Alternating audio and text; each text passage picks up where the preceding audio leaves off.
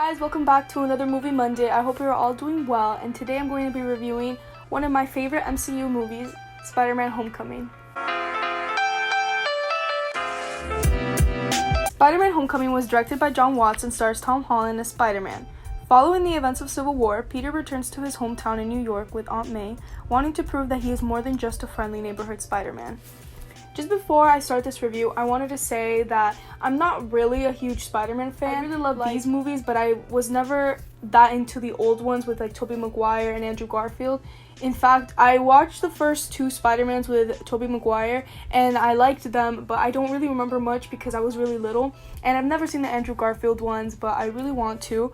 And I'm just saying that because I'm not like that big of a fan to know everything about Spider-Man. A lot of this stuff was new and introduced to me with this movie, so I just wanted to let you guys know about that. But however, I did know the basics of Spider-Man, that he got, bitten by a radioactive spider or whatever. I just want to start off by saying I really like this movie, and I love what they do with Spider-Man in the MCU, and it's really cool, and I'm really happy that he's a part of it, and I'm glad that he's back in Marvel and Disney because that whole thing was a mess. I just want to start off by saying how much I appreciate that this movie is more of a Peter Parker movie than a Spider-Man movie, for example. I feel like in the other ones, from what I remember, it was mostly just Spider-Man and doing stuff, but I really like this one and how much downtime we get with Peter Parker, and I think Tom Holland plays him really well, and he adds like some innocence to the character, and he looks really young, so he passes off as a high school character in my opinion, and I really like that because it kind of makes it more relatable. Like, yeah, he's fighting with the Avengers and all of that, but he's also worried about getting a girlfriend to Homecoming, and I really like that because it made him different from the other Avengers that are adults and have other problems going on, and his problems are different than theirs, and it provides something different for the MCU. And I always say that this movie is about like 70% Peter Parker and 30% Spider-Man because it's a lot about Peter's growth, and I think that's important to understand Spider-Man in the later movies and just in the movie itself. You can't have a super cool Spider-Man without Peter developing it first, and I really like the dynamic that they have, that he's having an inner battle between if that Spider-Man is much cooler than he is and that Peter Parker's just a nerd.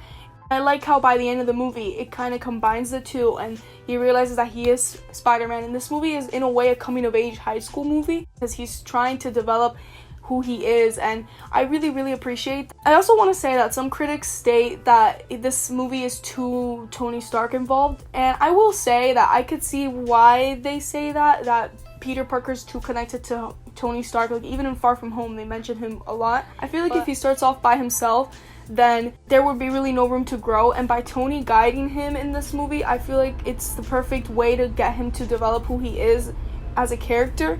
And if he were to just be by himself, cool, and know how to do everything and know how everything works in the world, then there wouldn't be any room for him to get better and grow. I forgot to mention, and I just realized this as I'm editing, that I also really like how this movie develops Tony Stark and Peter Parker's friendship, and how at the beginning they're like whatever, and then at the end Tony really cares for him. And I really like that this movie did that, and it develops throughout the entire MCU, like from Civil War all the way to Endgame. And I really like that. And we also wouldn't be as excited for the next movie. Like, it's so cool seeing the next movie, Far From Home, and how different he is. And I feel like that continual growth is really evident because he started out with Tony Stark and was so like hung up on him, I think. So yeah, I also really like how they use the suit, the Spider-Man suit in this movie. He starts off with the one that he made at home with like his sweatshirt and the sweatpants, and then it goes on to the one that Tony gave him, and I really like that dynamic because he thinks it's much cooler with the new suit. But there's this scene, and spoiler guys, if you haven't seen the movie, you can skip to like this part of the review so you guys won't get spoiled. There's a scene where Vulture basically like knocks down the entire building and it all falls on him, and he doesn't have a suit because Tony Stark took it away from him, and he like lifts everything up and he's just with his like normal suit that he used, that the suit he made at home, and it just showed how powerful he was, and it was like so good. It was showing that he didn't need this super amazing Avenger suit to be powerful. It was just all in him the entire time, and that's what he needed to be confident the entire movie, and that's what the entire movie was building up for that moment. Back to the casting, I really, like I said, Tom Holland played this character really well, and he continues to play it, and I'm really excited for Spider-Man 3 to come out, and sadly it was, I think, pushed back to November of 2021, which sucks because I'm really excited for it. I've said it before, but he plays like he has such innocence to the character, and I feel like he really respects the movie and the character, and it shows a lot. I also really like Jacob Batalon, Zendaya, and I really like Laura Harrier. They all play it really awesome, and Michael Keaton was awesome in this movie. I love him. I just love his movies, and he played this character really well. And I wanted to talk about Vulture now. Again, I don't know, like I said, I don't really know anything about about Spider-Man, so I didn't really know who Vulture was before this, but I really like the connection they make and making Vulture more of like a human character, if that makes sense. And spoiler again, one of my favorite scenes in this movie is like the twist, I guess, when Peter Parker finally gets like to go out with this girl, and he's gonna go pick her up for homecoming, and the one that opens the door is the guy that he's like the villain. It's Vulture, and I thought that was so cool because it's now like, oh my god, like this guy is literally the dad of your girlfriend, and it was so cool. And I thought that scene was done so well, and the tension building up was awesome, and I really liked Vulture, and I thought he was like really good as a villain, and that was pretty awesome. I liked how they did that to connect. I really didn't expect that. I don't know if anybody else did. Something else that I really liked about this movie was the casting choice for Aunt May. I really liked that they made her younger. I think it was like something new in the franchise and something that's never been done before, and I think she plays her really well, and I like her, and she's funny, and she's likable, and she's charismatic. I feel like Marvel's really good with casting, honestly, in all their movies, and especially in this one. They're awesome because the cast members that I think fell off or anything. This movie to me is almost perfect. The only thing that I think this movie lacked in was action.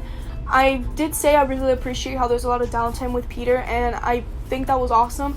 The only thing to me is that I feel like none of the action sequences are memorable. A lot of them are like small scale, and again, I completely understand that. It's not something that I'm like really mad about, but as somebody that really likes action, and when compared to the other MCU movies, this one like lacks in that, and I feel like there's not much at stake because the action doesn't seem that intense.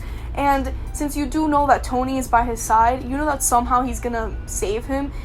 In my opinion, one of the best action sequences here is that scene where he's getting like the boat, like he's like combining the boat. I think it was in the trailer, I don't think that's a spoiler. And then Tony Stark comes after to like, Tony comes and helps him, and again, I completely understand why they did that. The entire time I wasn't scared for Peter Parker, like I wasn't Far From Home, which review coming soon, because I knew that he was gonna either get saved or it wasn't that intense. So that's the only downside to me to this movie, but other than that, this movie is absolutely awesome. And with that being said, I'm going to give this movie an A. I really like this movie, and it was a great introduction to Spider-Man, and I really want to see the other Spider-Man movies to compare, but I think this is one of the best Spider-Man movies made because it's just really good. And like I said, it's relatable. He's just a high school kid, and I think it's awesome. And I also really like Far From Home, and I'm going to be reviewing that one soon as well. Let me know what you think about Spider-Man Homecoming down below. I would love to hear it, and I'll see you guys in the next video. Bye!